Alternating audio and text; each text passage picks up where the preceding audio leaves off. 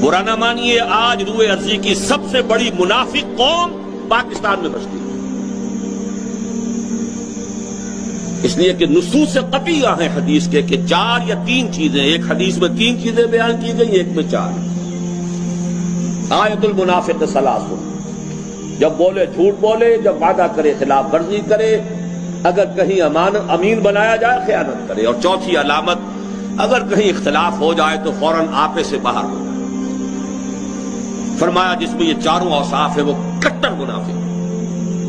एक हदीस में आया वही सामा व सल्ला व ज़ामा अन्नहु मुस्लिमुन, खा वो नमाज पढ़ता हो, रोजा रखता हो और अपने आप को मुसलमान समझता हो। इस हदीस को सामने रखिए और अपने माशरे का जायजा ले लीजिए। यहां जो जितना बड़ा है उतना ही बड़ा झूठा है, जो जितना बड़ा है उतना ही बड़ा वादा खिलाफ है, जो जितना बड़ा है उतना